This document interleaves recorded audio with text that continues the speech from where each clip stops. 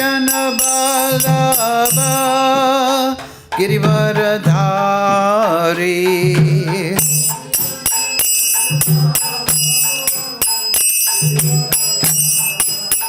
Yasodanandana Vraja Janaranjana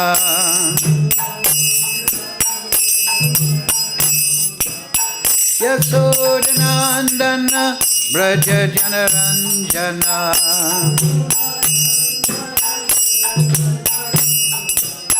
Yamuna Tira Vanachari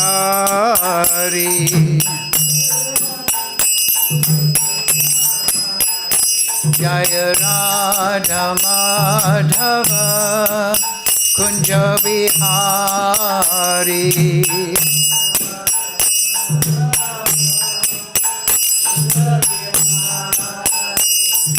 Gopi Jana Vallabha Girivaradhari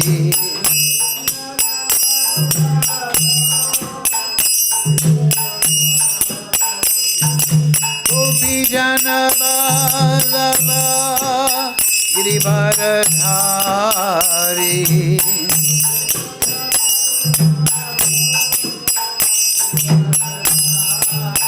Yasodanandana Vraja Janaranjana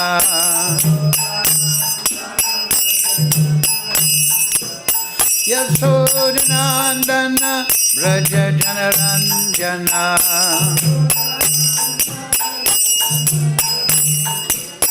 Yamuna Tira Vanachari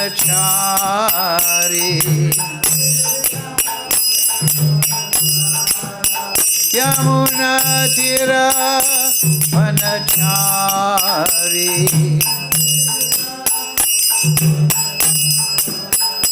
Jaya Radha Madhava Kunja Vihari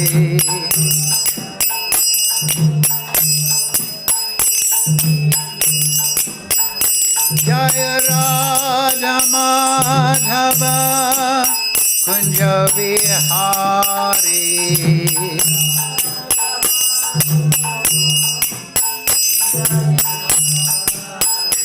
Hare Krishna Krishna Krishna Hare Hare Hare Ramo Ramo Ramo Hare Hare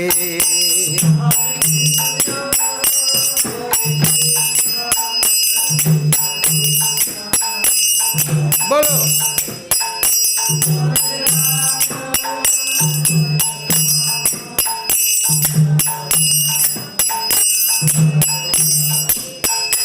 Hare Krishna Krishna Krishna Hare Hare Hare Ramo Ramo Ramo Hare Hare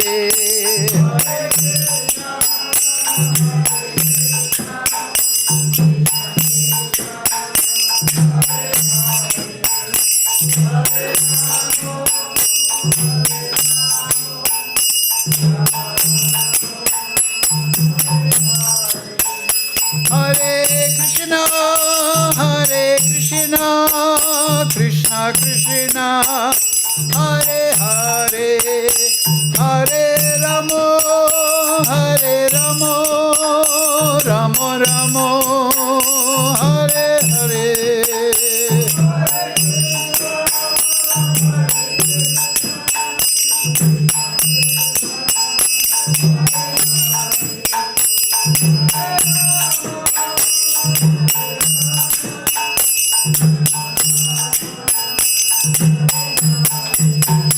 Jaya Prabhupada, Jaya Prabhupada, Jaya Prabhupada, Jaya Prabhupada.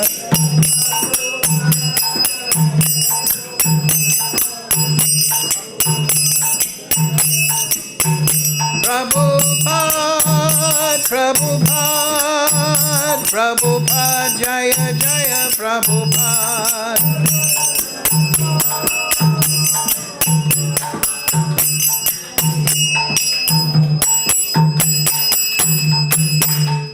Jai. Jai Vishnupad Paramahamsa Prabhupada Shimad, His Divine Grace Srila Asa Bhaktivedanta Goswami Maharaj Srila Prabhupada Ki Jai. Jai Vishnupad Paramahamsa Prabhupada Shimad, His Divine Grace Srila Bhaktivedanta Goswami Maharaj Ki Jai. Srila Gokishore Das Babaji Maharaj Ki Jai. Srila Thakur Bhakti Vinod Ki Jai. Sri Guru Parampara Ki Jai. Srimad Bhagavad-Gita as it is Ki Jai. Vrindavan Dham Ki Jai. Sadhu Sangha Ki Jai. All glories to assembled devotees. All glories to assembled devotees. All glory to Shri Shri Guru and Gauranga. Om Namo Bhagavate Vāsadevaya. Om Namo Bhagavate Vāsadevaya. Om Namo Bhagavate Vyāsadevaya.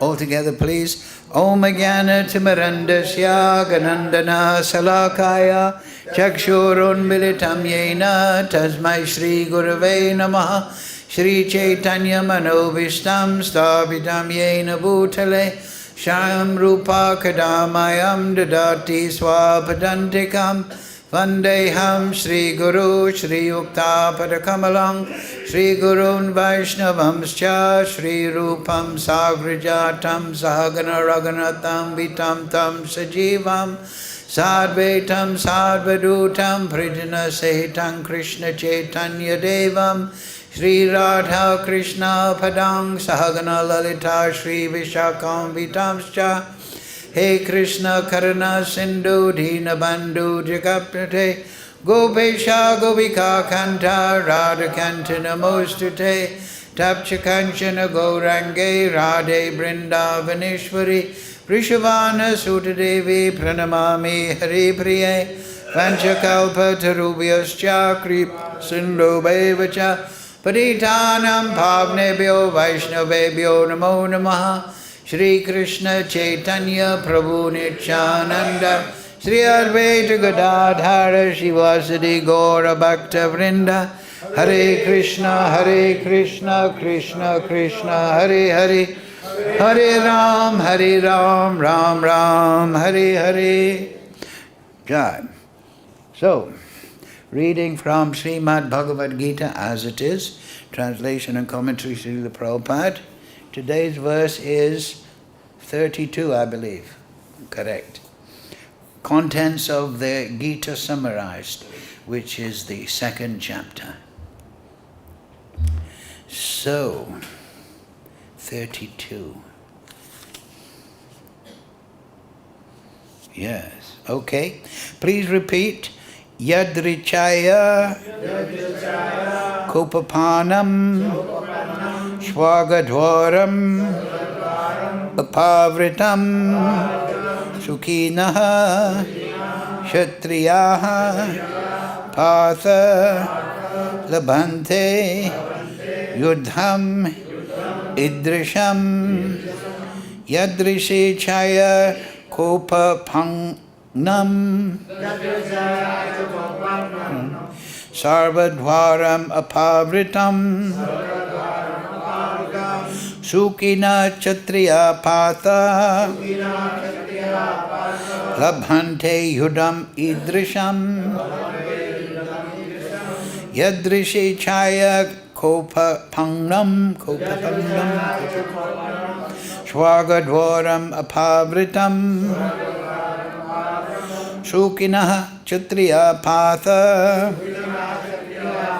labhante yuddham īdṛśam yadṛcchayā copapannaṁ svarga-dvāram apāvṛtam sukhinaḥ kṣatriya Pṛthā labhante yuddham īdṛśam. Okay, go ahead. yadṛcchayā upapannam svarga-dvāram sukhinaḥ kṣatriya Pārtha labhante yuddham īdṛśam labhante yuddham īdṛśam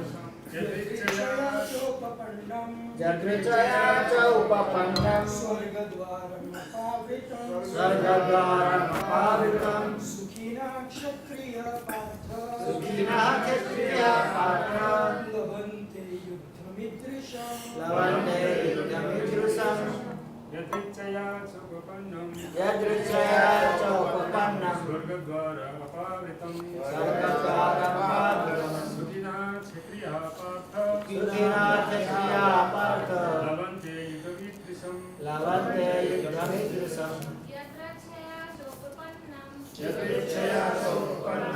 Pannam.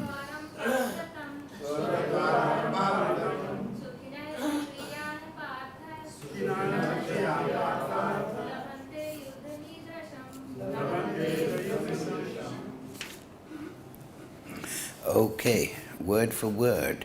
Please repeat. Yadṛcchayā, by its own accord. Cha, also. Upapannam, arrived at.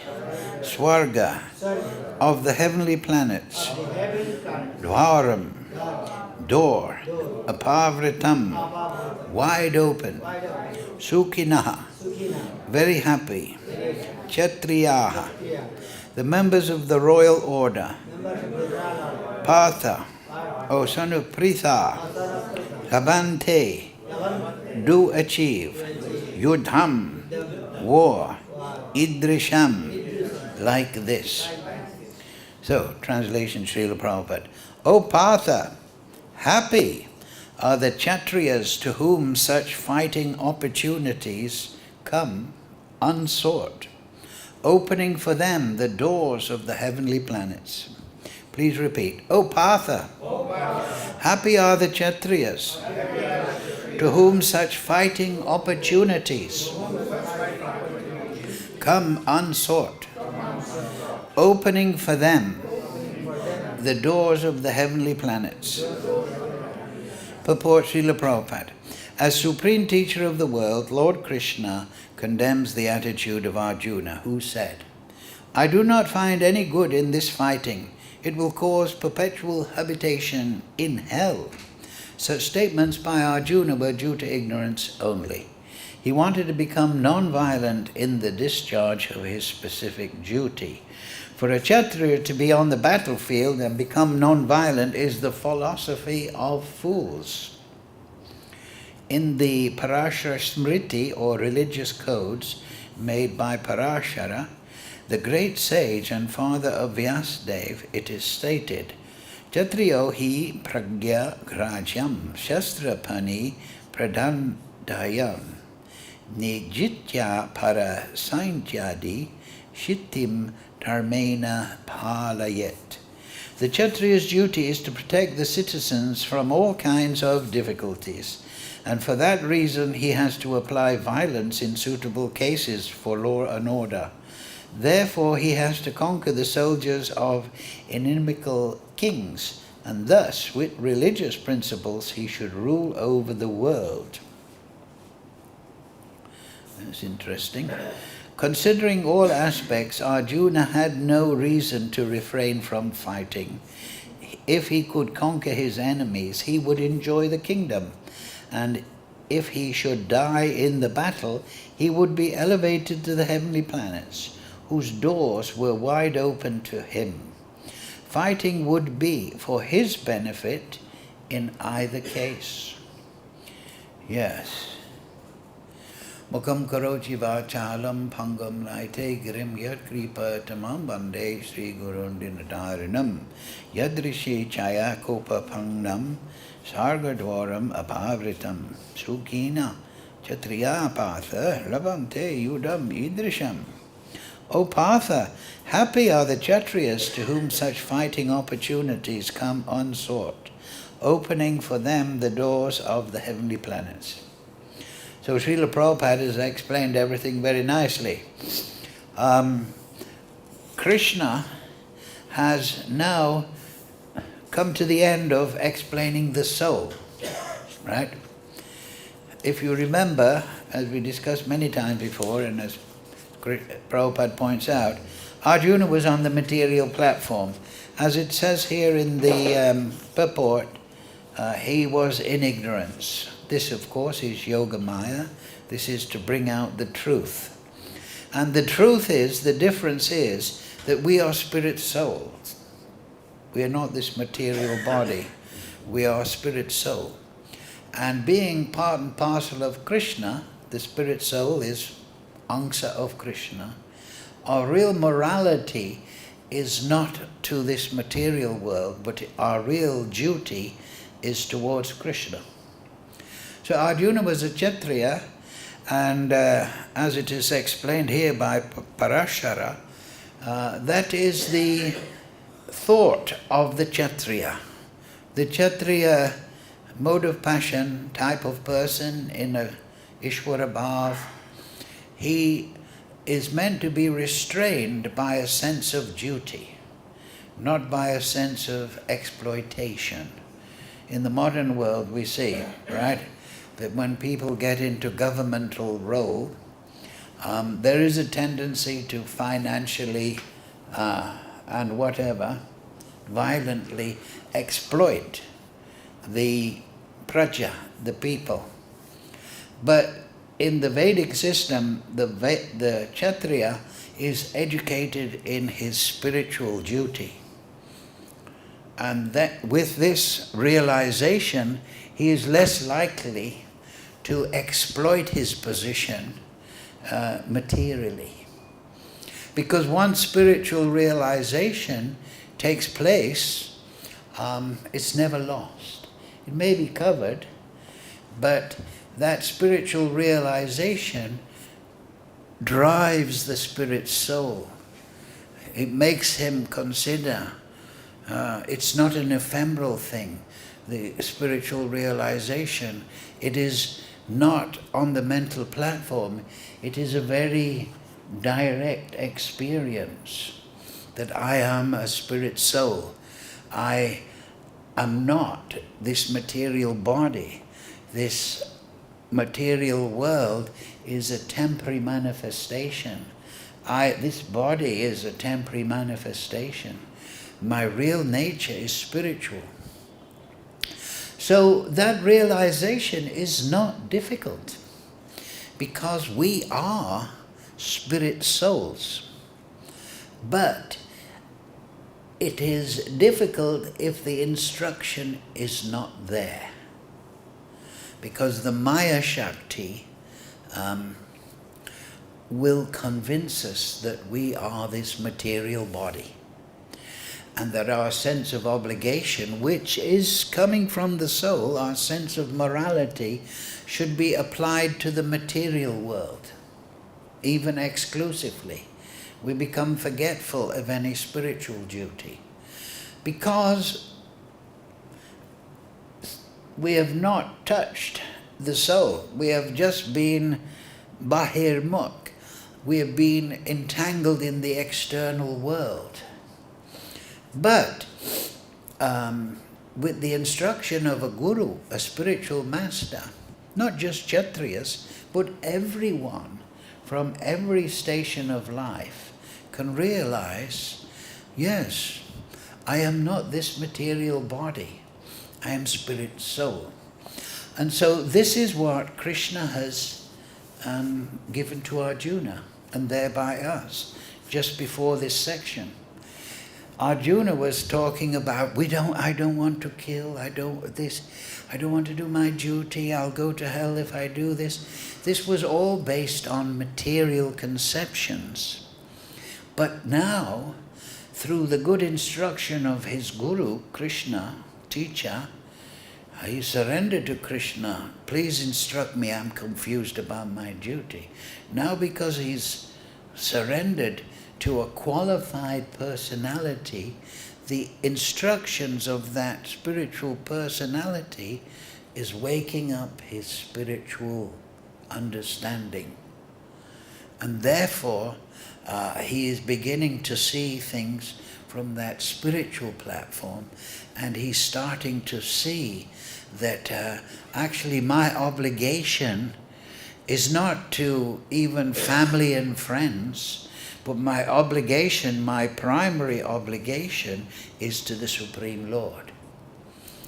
So, because we are spirit souls, this realization is personal. It is direct. In the Bhagavad-Gita, there is an explanation that when Kṛṣṇa is teaching Uddhava, he explains that ultimately we take to spiritual life, we take to Kṛṣṇa consciousness, spiritual endeavor, because we see its validity in a personal experience. And it explains there, if I remember correctly, that just like a hungry man, the human being is hungry for knowledge. It is the nature of the human being that he wants to attain knowledge. So a hungry man goes to a restaurant and he finds three things. If it's a good restaurant, his hunger is satisfied. He feels satisfaction within, pleasure from the nice foodstuffs, and he gains energy. So that example, that analogy is there, that if we take to spiritual life properly guided with proper knowledge from a qualified person, we will also find that our hunger for knowledge is being satisfied. I think you're all devotees, you know this personally. Oh yes, Bhagavad-Gita. And this, like I said, my friend there from Bristol, everyone, this spiritual knowledge of Bhagavad-Gita is for everyone worldwide, because everybody is a spirit soul. This point was always said by Prabhupada. Oh, if you look in the dictionary, you will see Kṛṣṇa, a Hindu god. But no, Kṛṣṇa is the Supreme Lord. He is Purushotam, the Supreme Person. And that is realization. That can be realized by everyone in the world. Not only just Bhuloka, but the whole universe. But they have to perform tapa, the tapasya, given by a qualified spiritual master. They have to do the sadhana. So in Kali Yuga, particularly stressing, particularly empowered is the holy name. Hare Krishna, Krishna Krishna, Hare Hare, Hare Ram, Ram Ram, Hare Hare. Just before class I was sitting in the temple there under the tree, and you can see everyone is the blissful atmosphere because the kirtan is going on. So they're all directly feeling this realization. And so Krishna consciousness, by grace of Guru, Sadhu and Shastra, Lord Chaitanya, is spreading in the world. Now people understand yoga, meditation, Guru, so on and so forth. And not only that, they're understanding spiritual life correctly. They're not thinking, I am God, but they're understanding that I am the servant of the servant of the servant of God.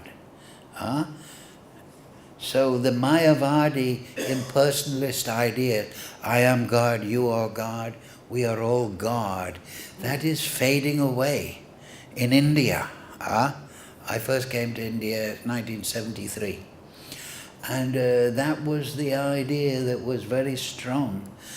And when Prabhupada used to tell in his lectures and his books, there is a time when devotees asked, Prabhupada, why are you always talking about impersonalism and Mayavadi ideas?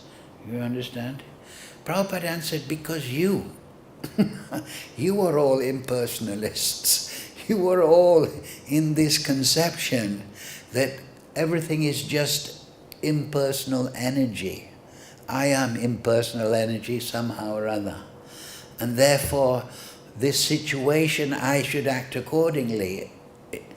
But Prabhupada established Kṛṣṇa as Purushottam, the Supreme Person, Apariyamitasthanyam prakritim vidime param. And that the living entity is the same quality as Kṛṣṇa eternally, but he is the servant of Kṛṣṇa. He is not the Supreme Lord. Now, when we hear that, same point as before, we can easily understand that actually. Now, in those days, people were taking LSD and maybe smoking too much hashish. So when you're in an intoxicated state, you might in a fantasy think, I am God, we are God, we are all God. All you need is love. Right, like these pop songs. So there were many Mayavadi gurus spreading this nonsense. But Prabhupada came and he said, no, you are not God. You are servant of God in very direct, clear way. And so that is the potency of spiritual knowledge, that it cuts through the darkness of material concoction. So the world in Kali Yuga has this, not only just in Kali Yuga, but the conditioned souls, they remain in this world because they think, I am the Supreme, whether they consciously think it or not. But they have this conception within themselves, or that is coming out, and they think, I am the most important person. I have a family and friends, but my opinion is the best. This is the two subtle coverings of the Maya Shakti. One is called avranatmika buddhi. It means the covering potency. The other is called prasatmika buddhi. Prasatmika buddhi means that when we come to the material energy and we try to enjoy it, control and enjoy it, in forgetfulness that it belongs to the Supreme Lord, then the material energy, prasatmik, it throws us into different conceptions. So therefore, there are so many philosophical conceptions.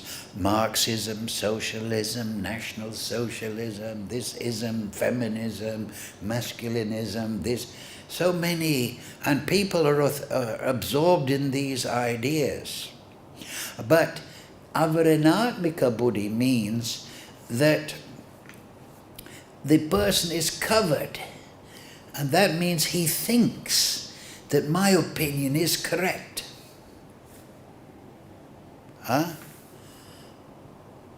So he's not only getting a false, illusory understanding of the material world, but accompanying it at the same time, he's thinking, I'm right, and everybody else is wrong.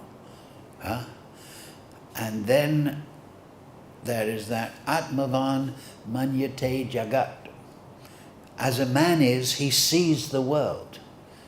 According to his conceptions, he analyzes the world.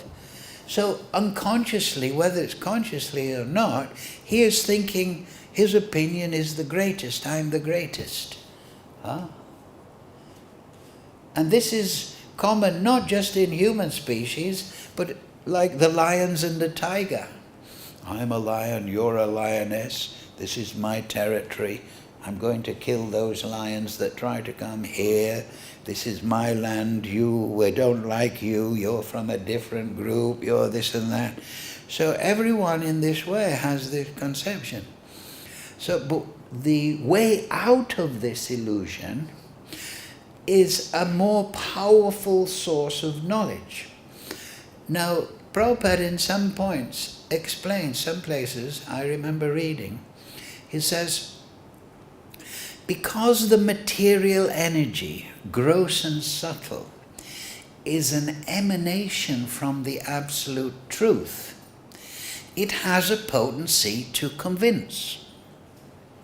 So therefore, if you study Marxism, it starts to sound, there's some sense in that. If you study another philosophy, like nowadays, women are bombarded with feminism. Be a working girl, work on yourself, Don't serve your husband, he's exploiting you. So if you listen to that, it sounds to be correct after a while, right? If you mix with the Bristol City football supporters, they will tell you Bristol City is the best team in the world. You should support them. Forget about Real Madrid or Barcelona. They're just paying the referees. And they are winning because the referees are helping them. Bristol City is the real team. Oh, I'll drink to that. So in this way, everyone is convinced about their opinion. So Arjuna is illustrating that first. But Kṛṣṇa has used a higher potency than the material potency. The material potency has that ability to convince us, like I say. It has the ability to, there's something in it, because it is from the absolute truth. It is not disconnected from Vyāsadeva Savamiti.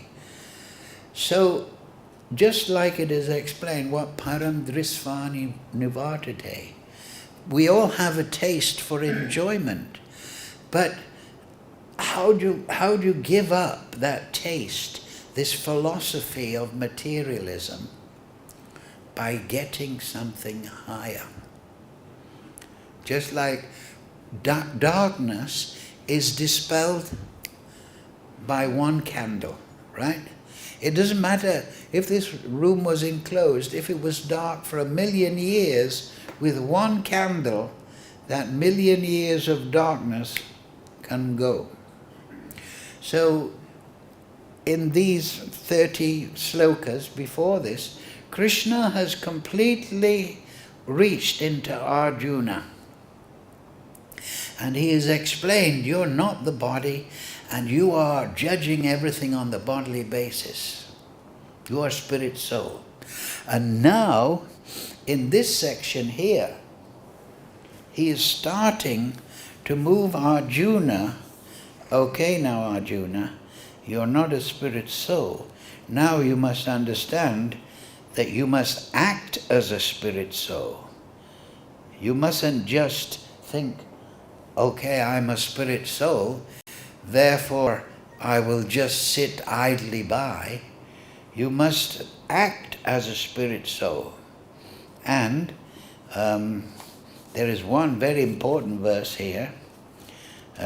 Kṛṣṇa will explain this. This is called karma yoga, that you have a work, you have a duty, Arjuna, as a kṣatriya, to fight. And he makes the point that kṣatriyas like this fight, because if they do their duty, they will be elevated even if they die. They will become glorious for sacrificing for a good cause. And there's a quote there from Parāśara-smṛti. So Kṛṣṇa is giving Arjuna motivation. You're a spirit soul, but he's still saying, now this is your profit if you fight. But now you're all devotees. As we discussed last week, the real consciousness of a devotee is that he is acting for the Supreme without consideration of profit or loss. Later on we will find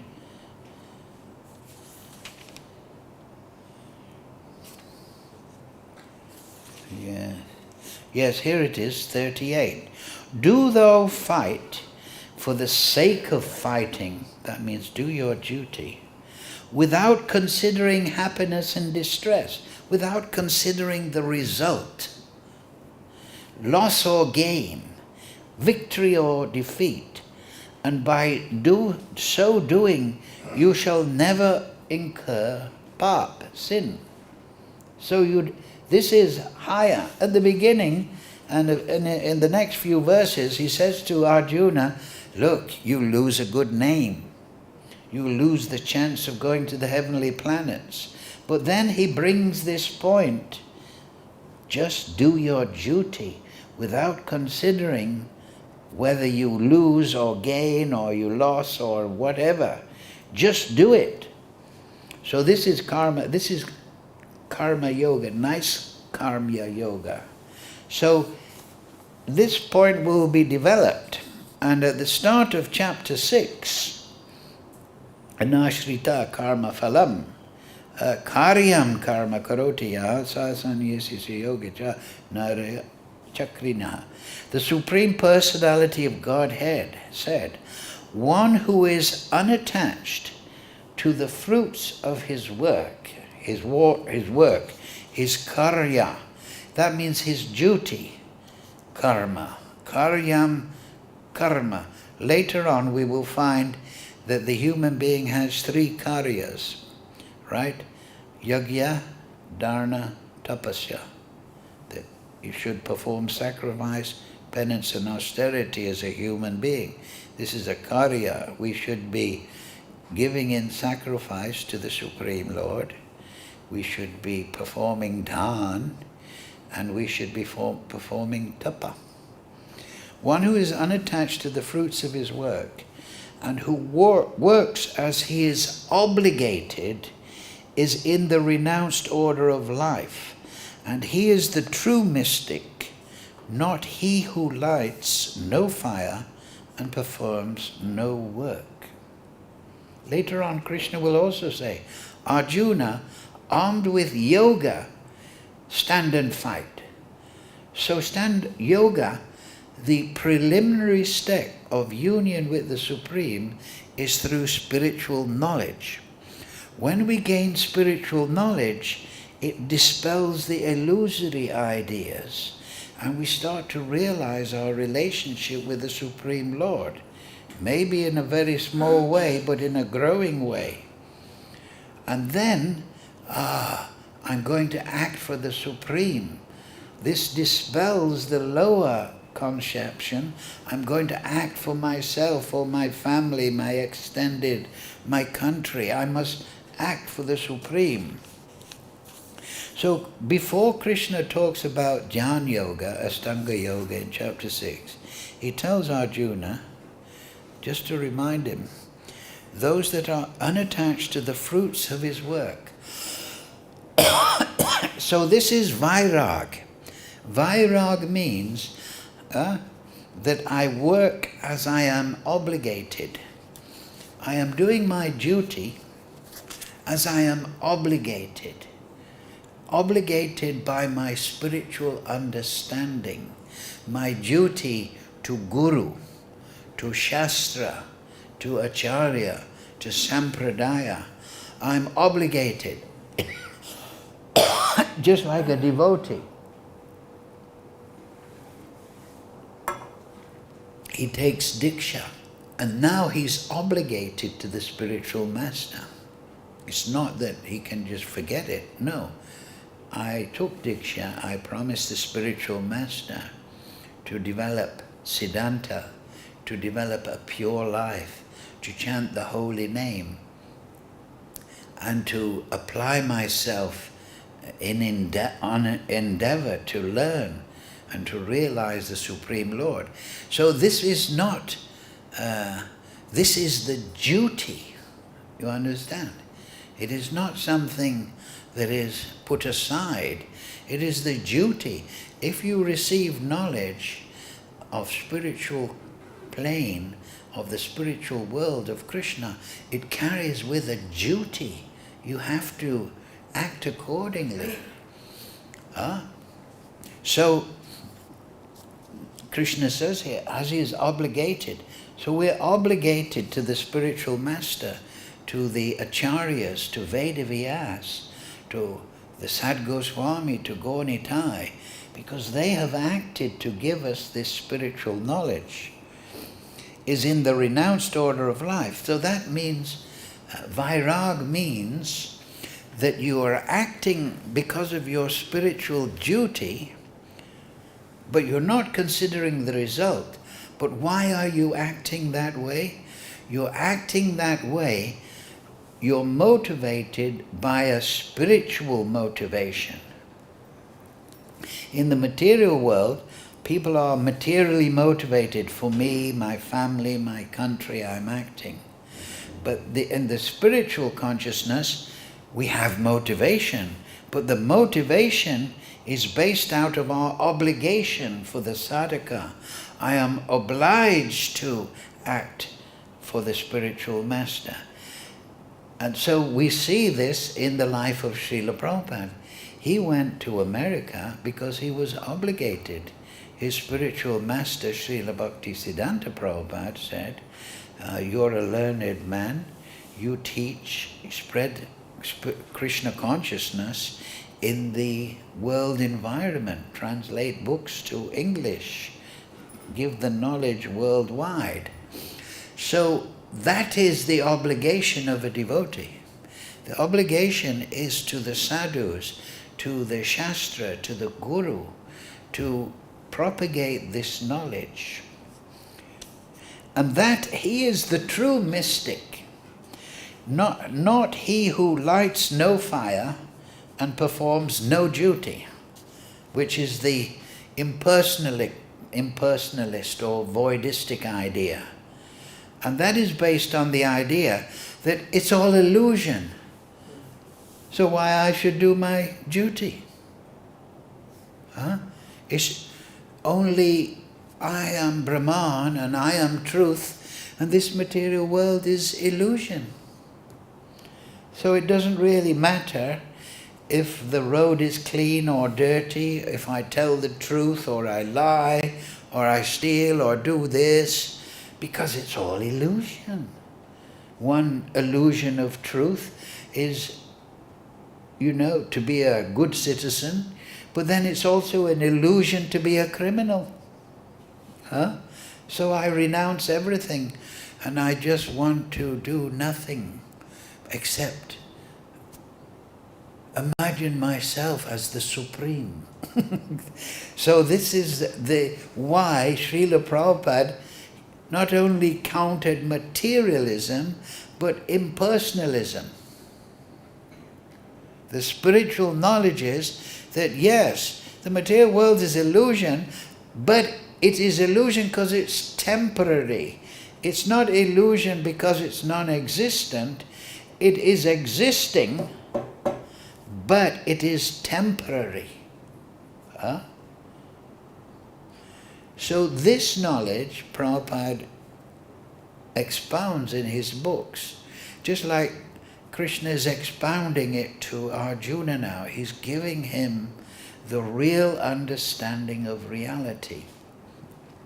So then the next point is, okay, now I'm starting to understand that I am the Gopibhata Kamalayo Dasa Dasana Das.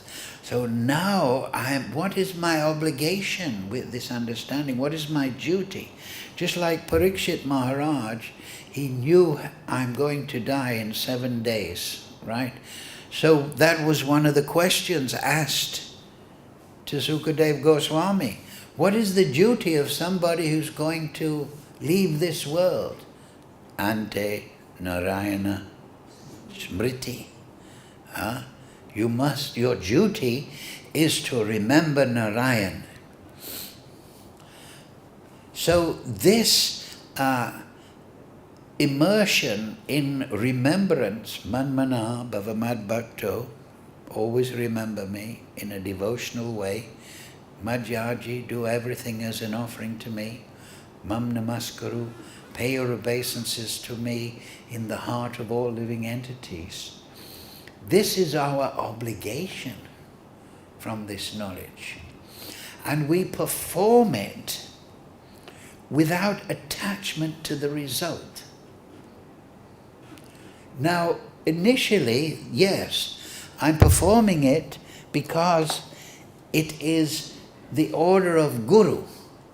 But that is spiritual motivation.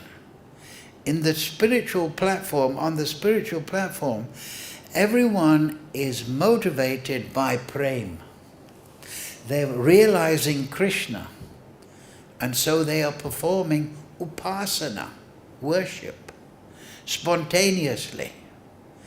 But us, sadhaka upasanas, we are worshipping Kṛṣṇa with a sense of obligation to the order of the spiritual master, the order of the acharyas, and the order of Shastra. And Kṛṣṇa will say that, Tadvini Pṛthā, Upadex Gyanti Te Jnanam, Jnaninas Tadvadasya, Sevaya. Inquire from Guru, but then serve his instructions. And it is that service to Guru in his instructions that is our spiritual motivation. We're no longer considering that I am acting for myself, rather I am acting for the spiritual master. Now this is the essence of upasana, worship. In this material world, we are all upasakas. We all want to worship. We worship Miss Universe. She's the most beautiful girl. So, oh, she's beautiful. And then we worship strong people.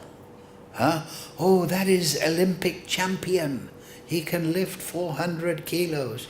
And then we worship renounced people, people who are moralistic and give up this world.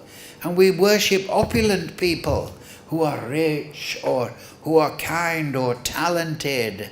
They can sing and they can play instruments and so on. And we also worship people that are famous. And we also worship people that are full of knowledge. These are the 6 qualities of Bhagavan. But not understanding that Kṛṣṇa is the embodiment of all these qualities, we're worshipping in the material world. We're worshipping, Kṛṣṇa is the most beautiful, all right? He's the reservoir of all beauty. There's a story, Dadu. You remember Dadu? He used to give the mail. Yes. So he attended a pandal in Calcutta. And Prabhupada gave a talk after the kirtan. And one man stood up and he said, "You're talking about Kṛṣṇa, the Supreme Lord. But what about Sai Baba, Satya Sai Baba?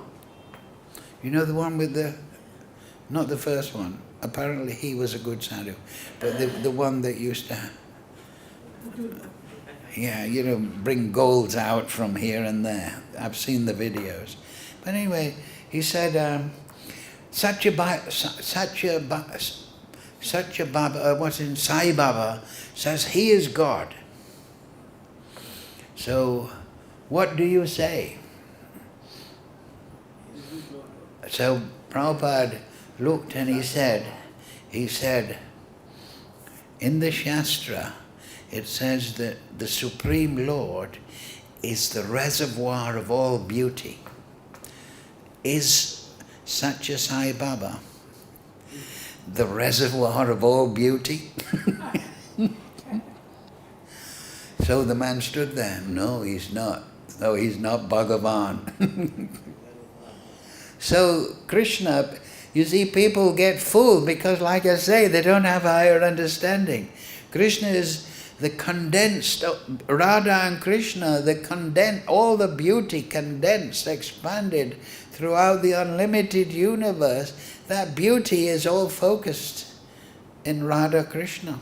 It's explained that Radharani, when she puts on ornaments, the ornaments become more beautiful because they're on her.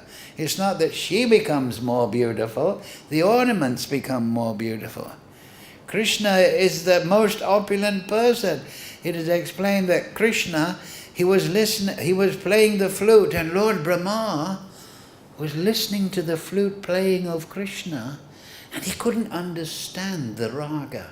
He couldn't understand the melodies that Kṛṣṇa was just playing on the bank of the Jamuna. Kṛṣṇa, the reservoir of all Shakti, So he is floating every universe. Look at these unlimited universes. This is just one. This is just one thing we see in the sky. This is just a little grain of sand in an unlimited creation. Kṛṣṇa is surrounded by all the Ashtashakis, the Manjaris, unlimited gopis, but he's completely renounced from exploiting them. He sees them as objects of service. He is Gopi Jana Balabhaya. He is the beloved of the gopis, but he is also the lover of the gopis. Kṛṣṇa is fame. God is famous everywhere. The Supreme Lord, everyone knows that. Even if you're an atheist, you have the right idea. I don't believe in God. What is that definition that you don't believe in? I don't believe that there is a supreme personal creator of unlimited power. Oh, well, you have the right idea. You have the right idea of God. The only problem is you don't accept it. Asuram bhavam asrita, they say. So he's the most famous, and knowledge, Kṛṣṇa, is expanded through every part of the universe. Not only that, achincha beda bed, all the creation is within Kṛṣṇa. It is all within Kṛṣṇa. His consciousness is not restricted. So knowledge in this context means cognizance, the ability to realize and understand and see correctly. So Kṛṣṇa is nityo nityanam chaitanas chaitananam. So if we have this understanding, and we also, like I mentioned last week, Radha and Kṛṣṇa are one, but they've expanded into two eternally. Why? To enjoy the bliss of pastimes. So the reason of this whole creation is to expand the bliss of pastimes. This is the reason. And the Supreme Lord is the unlimited reservoir of beauty, knowledge, strength, opulence, renunciation, fame and knowledge. So through his generosity, he has expanded himself as unlimited Jiva Shakti to take part in this expansion of bliss, in this Leela. So if we have this conception of the Supreme Lord, then we become upasaka, we become worshipper. Because those little things in this material world that we worship, what are they in comparison to an eternally expanding, personal, Supreme Lord and his consort Radharani that are expanded as Balaram, Purusha Shakti, here, this, Mahavishnu. So this is the conception that is given by Srila Prabhupada, the Sad Goswami, the expanded from the teachings of Lord Chaitanya. It's all in the Vedas there. So the first part of spiritual knowledge is to understand that, to realize the quality of the Supreme, and then to worship that. To worship that instead of the material world. And who can worship? That is in the second verse of the Bhagavatam. Paramo nimacharanam satam. The devotees, they don't have envy of the Supreme Lord and his expanded ecstasy. They are entranced by it. So in the spiritual world, people are worshipping the Supreme Lord out of ecstatic love, out of ecstatic realization. So that vision of the absolute truth, we have to, and this unmotivated worship of the Supreme Lord, this is what we must keep in our consciousness, in our heart, when we chant Hare Krishna, Krishna Krishna, Hare Hare, Hare Ram, Ram Ram, Hare Hare. And then we will think of nothing else. Thank you all very much. Hare Krishna. Any question?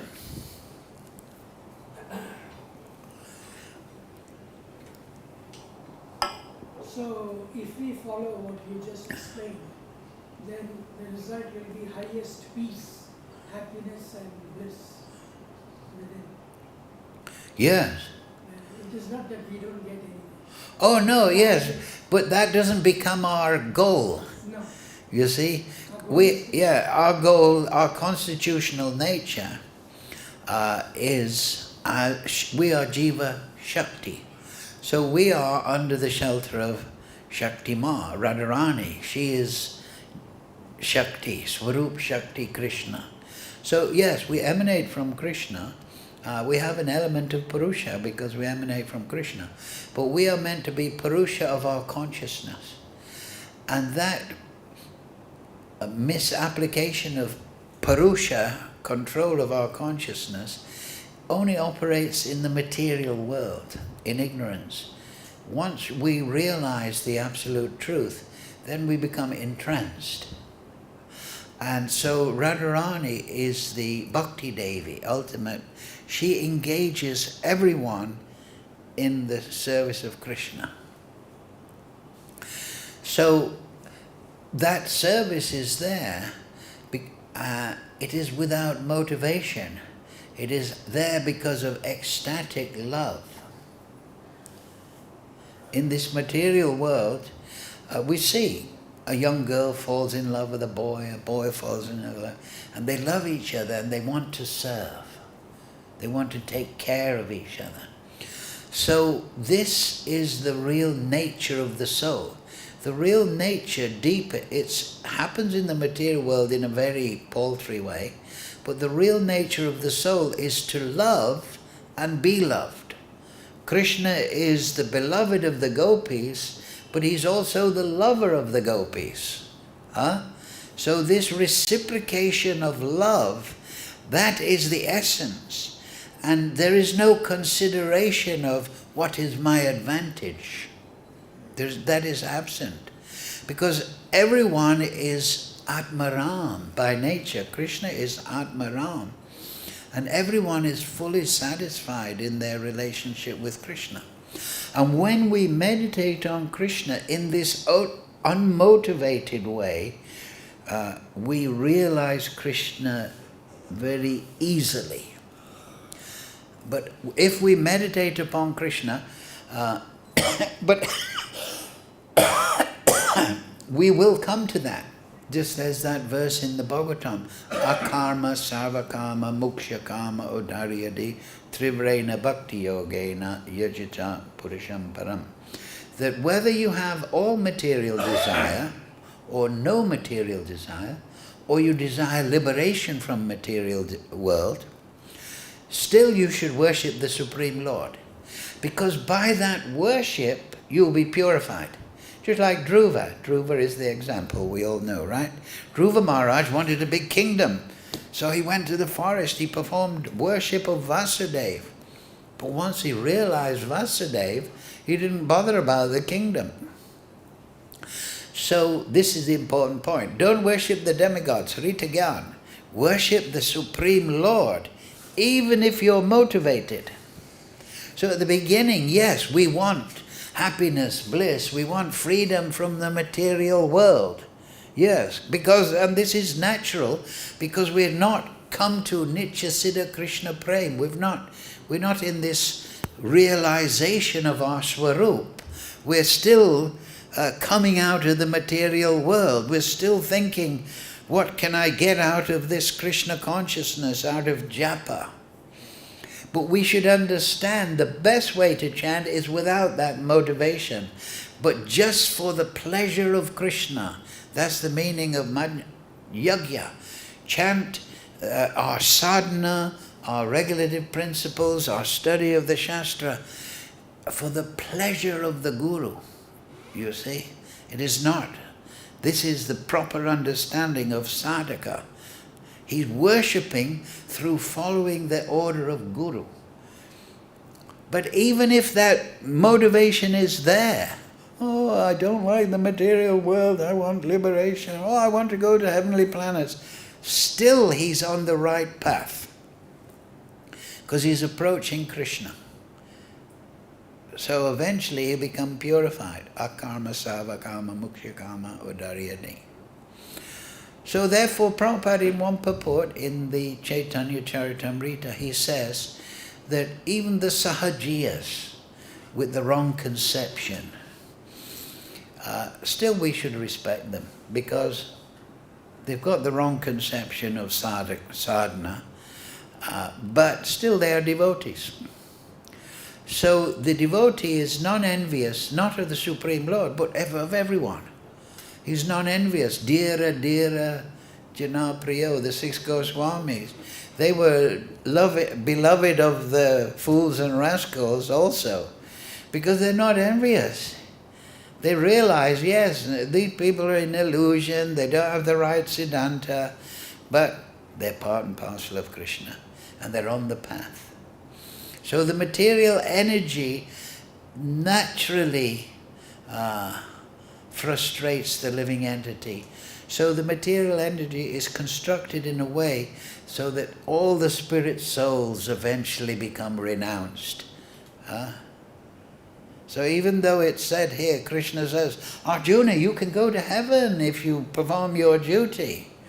That may be a motivation, right? Material motivation. Okay, I'll do my duty for you, Kṛṣṇa. I fancy going to heaven. Indra, all those beautiful apsaras. But I'm doing my duty. I'm doing seva. So that will purify me. Like Dhruva Maharaj. Oh, Kṛṣṇa, I was looking for broken glass. I wanted a big kingdom, but now I found a jewel, a diamond. Right?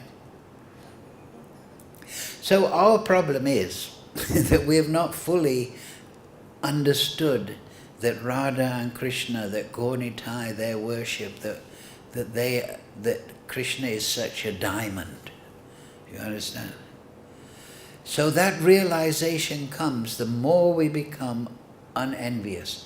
So the start of losing our envy of the supremacy of Kṛṣṇa is to understand, as the Bhagavatam starts, Janmadi asyata. We are existing, why? Because of the generosity of Kṛṣṇa, right? If somebody is a good son or a good daughter, they love their parents. Go, oh, my parents, they're my source, talking materially. I love my mum and dad because they brought me into existence. So we have to apply that to Kṛṣṇa. We are all existing. Why? Because Kṛṣṇa created us. He could have not created us, right? Every single one of us, every spirit soul in the universe, Kṛṣṇa created us and he gave us a constitutional nature, swarup. He gave that. So we're existing. We should be think, oh, that's a wonderful thing. I'd rather exist and have the potency to live eternally in the spiritual world than not exist. Right? That's nihilism. That's the Buddhistic idea. Oh, there's suffering, so we should try to non-exist. Yes, go ahead. So, in Sanatana Dharma, Kṛṣṇa is Sanatana, we are Sanatana. Kṛṣṇa is eternal, we are both eternal. And Mamayavanshaju, Kṛṣṇa created us. So, was there a point where Kṛṣṇa created us? Or we have always been existing? Yeah, this is a common question, this. You know, Kṛṣṇa is eternal, and he's the creator. So that means he existed before us, right? Well, on the spiritual platform, there's no time. So once you're created within eternality, you've always existed. You understand? Yeah, there's no time factor. You understand? everything that is created within eternality is above time. It's an illusory function, Kala Shakti. We are seeing the world in terms of past, present and future. So when we hear, you're a learned man, we think of Krishna as the creator. Then we think, oh, he created me at some time. At some time. No, but Krishna doesn't create within time. He creates above time. Huh? You understand? Yes. So everything that Krishna does is not conditioned. So by creating us, we are unconditioned. Our nature is to be unconditioned by material time. In the spiritual world, there is progression of Leela, but time is not a dominating factor. In the material world, we're dominated by time, right? Oh, I have to be on time. I have to have time to cook. I have to have time to rest. Time is an absolute. Kalosmi aham. It is evidence of the absolute. But in the spiritual world, time is a servant. If Krishna wants, and this is illustrated in the Bhagavatam, they were having a great Ras Leela. So then Krishna expanded the night in the time to the period of one day of Brahma, which is millions of years within one night. So time, spiritual time. Also Krishna, he has unlimited devotees, and he's playing the flute on the bank of the Jamuna, but every devotee can sit next to Krishna. Because time and space and distance are servants of Leela there. Here they dominate us. We can only get, say, 100 people in this room comfortably, because we're confined by time and space. So we have this material conditioning. But swayam eva spuriyada, the transcendental world is above, atak Shri Krishna namadi, is above the material conception. Therefore, it is realized through spirit. It is realized by the grace of Krishna. Krishna reveals himself. He reveals the spiritual world. And that is achintya. Therefore, the philosophy of the Vedas, achintya, Veda Ved. Krishna is beyond material conception. But he is realized by his grace. So spiritual time and creation and the nature of the spiritual world, that is revealed to the devotee by Krishna, by Guru, by Sadhu and Shastra. Hint is given in the Bhagavatam, in the writing, the commentary of the great sages. But it is revealed not through intellect, but through the mercy of... Therefore, the Vaishnavas always pray, oh, Shri Chaitanya Daya Koro More, Toma Vina Ke Dayalu. Please give me the mercy to realize, you see. So that desire is spiritual. You understand? So we are eternal because Krishna creates eternality, and eternality is his plaything. So he can create and make you eternal above time with no effort. This is the absolute truth. It's completely unconditioned by logic, time, space, understanding. The absolute truth is free of any... That's why absolute, if you look in the dictionary, absolute, many definitions there, but they're always independent, unconditioned, free of dependency upon any principle. absolute.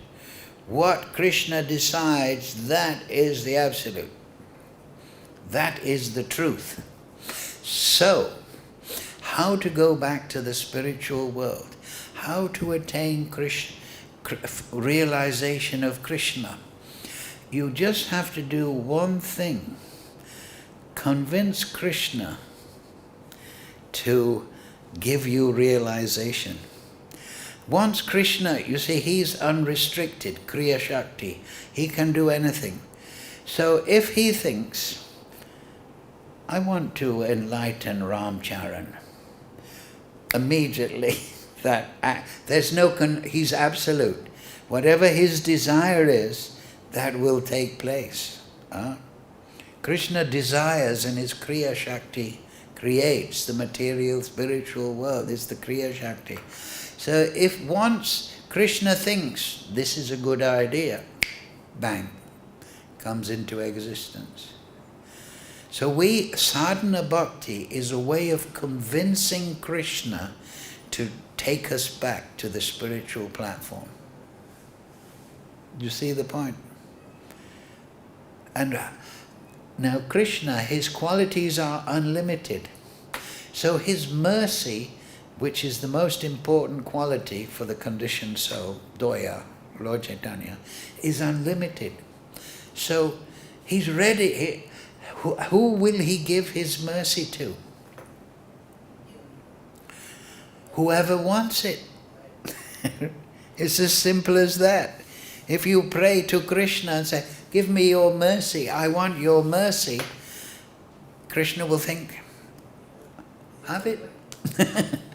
He's not mean-spirited. He's not some billionaire trying to avoid the taxman. You want the mercy, Kṛṣṇa will give it. But particularly, it's explained in the Shastra, if you want to get the mercy, you please his pure devotees, particularly his uttamadhikaris, his Shastra. How to please? How do you please Srila Prabhupada? Read his book. It's as simple as that, right? Yeah? Yeah, apply it. Read his book, right? 9 ways of pleasing Kṛṣṇa. Shravanam, Kirtanam, Vishnu, Smaranam, Parasevanam. So the devotee, he follows all the sadhana and as an offering to Kṛṣṇa. I'm a little spirit soul sitting under the tree chanting. This is my offering. Kṛṣṇa accepts it. Yetam mam prapadyante. So therefore it's very important to not pursue devotional service, upasana, in a mechanical way. It's our offering. You understand? We're not just, I'm not saying this is any one of you, but we are doing the bhajan of Kṛṣṇa, the worship of Kṛṣṇa, consciously. Yeah, premanjana bhakti. We are thinking, I'll do this for the pleasure of Guru. Just like Prabhupada, going to America preaching for the pleasure of his Guru. And it's in the Shastra there, sadhanam hridayam tvaham. The sadhu is the heart of Kṛṣṇa. So if you please the heart of Kṛṣṇa, where is your problem? Right? How do you please the sadhu? You read his book, try to put it into practice. But you must have this confidence, you understand? That's shraddha. Shraddha means that. If I pursue this, I will get the result. Ye tam mam prapadyante. Kṛṣṇa will bless me. If I follow Ekadashi nicely, Kṛṣṇa will bless me. Instead of just following Ekadashi mechanically, oh, the temple don't give us chapatis on Ekadashi, so I have to follow it. No, you think, I'm going to follow Ekadashi and chant some extra rounds as an offering to Kṛṣṇa. Like Prabhupada says, the parrot may chant Hare Krishna, but does he it's just making a sound. So devotional service is sharpened by knowledge and intention.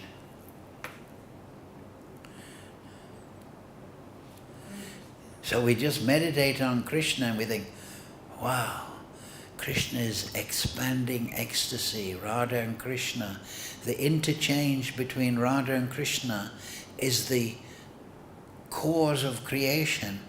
And I am constitutionally a part of that ecstasy. Hare Krishna, Krishna Krishna, Hare Hare, Hare Ram, Ram Ram, Hare Hare. So let us keep that in our mind next time we chant. We're servants of the ecstasy of Radha and Kṛṣṇa. Srila Prabhupada ki jai, Sadhu Sangha ki jai. So thank you all for attending class.